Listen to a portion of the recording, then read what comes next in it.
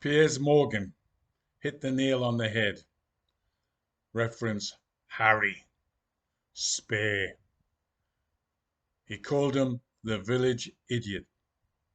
I totally agree. How many other Spears have we in the British Army? We have so many village idiots, it's incredible. They get there, they've been to private school, the best teachers, and they get the minimum 4 O levels at a scrape. With all the help, all they can do, Daddy the General sends them to the British Army. The class system puts in the British Army because they're not useful for anything else. So, spare pricks, I would call them. Ruperts. Well done, Piers Morgan. You got it right. Tanks changed warfare at the end of the First World War, into the Second World War, and into the Cold War. Warfare changes, and drones and satellite imagery has now taken over, so tanks are basically a mobile coffin. I don't want to be in a tank when a little rocket on a drone can come down and take you out. Russia has learned a lesson the hard way. Thousands of scrap tanks. Good for the scrap man, but not good for the Russian army. The big bully was defeated again. If you go back to look at history, the Russian army invaded Finland, very small country with a small army. The Russians sent, as a big bully, Stalin sent thousands of tanks and 1 million men to defeat a little country. But what's happening now is similar. The tanks have to keep to the road because they use a lot of fuel. You can't just spread them out in a forest. So they've all got to come down the same road or dirt track. So Stalin had thousands of tanks and he thought the Finnish army would run away. What was the tactics? Take out the first few tanks, take out the last few tanks. Then it was like at a fair, shooting sitting ducks, because the other tanks couldn't turn round. They couldn't get a resupply of fuel or ammunition. Thousands of soldiers, Russian soldiers, froze to death. So the Russian generals don't read history. They did the same attacking Ukraine. Masses of tanks, but there was only one main road down to Kiev. History has repeated itself. Take out the first few tanks, take out the last few tanks, and it's back to shooting ducks. And what has changed this war is drones and satellite imagery. You see the drones finding the Russian soldiers. They're normally hiding in a small wood. There's not many places to hide when the terrain is so flat. But going into a small wood is the first place I would look. If I was a drone operator, see a small forest, send your drones there. And you'll see all the Russians lined up at the edge of the forest. It's hard to dig in when you're in a forest because the roots of a tree are sometimes as big as the tree. So digging in is virtually impossible. So there you see the drone and the Russian soldiers running, trying to hide from the drone attack. Movement attracts the drones.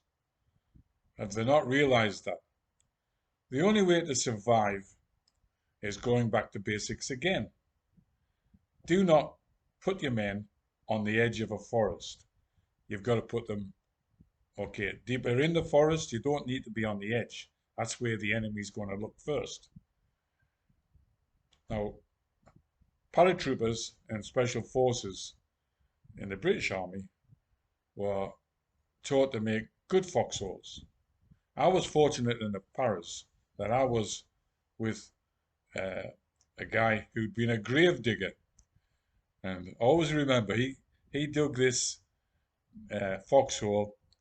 He went down 5 foot, then he made it like a bed in, in the foxhole, and he went down at the other side of the bed another foot, so any water didn't like get our feet wet and we could lie down.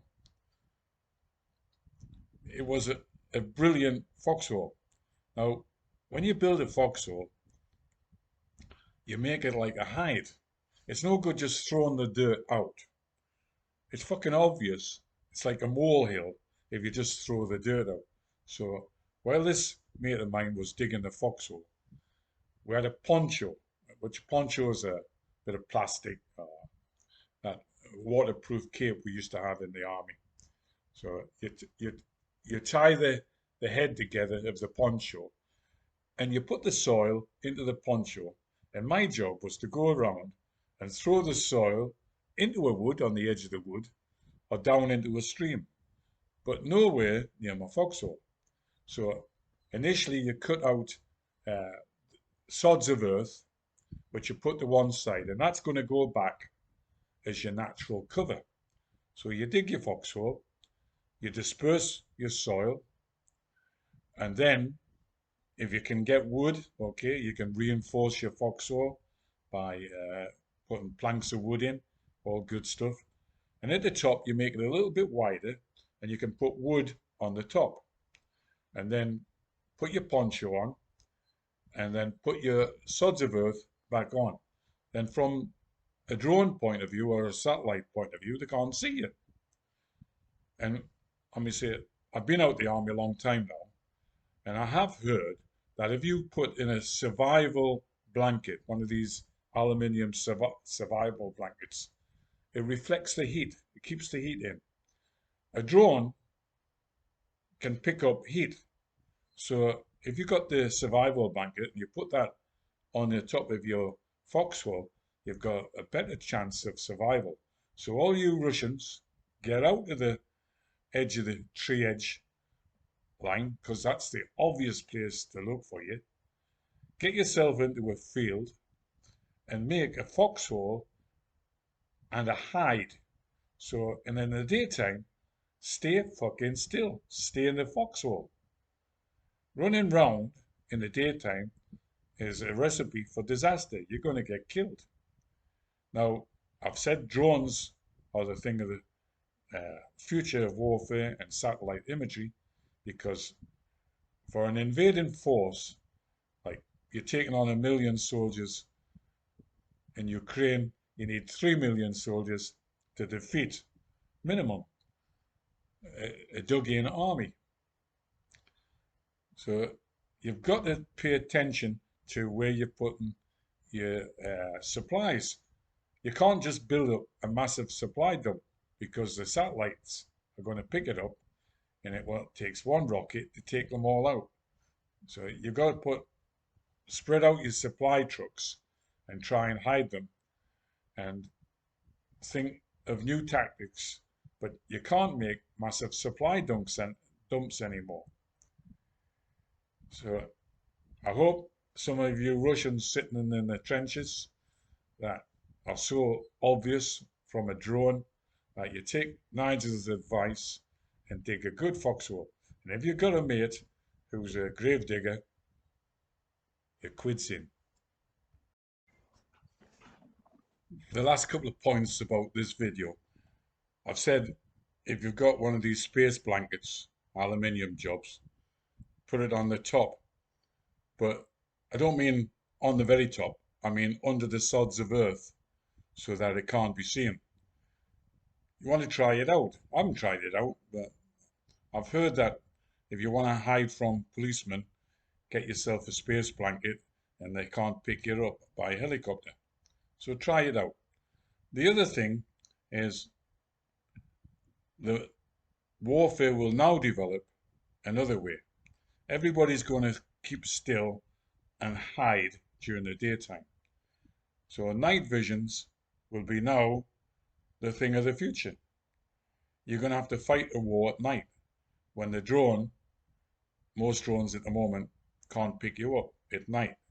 They don't fly at night. So the future will be fighting at night. I think the best army for doing this is in Afghanistan, because America left hundreds of thousands of night vision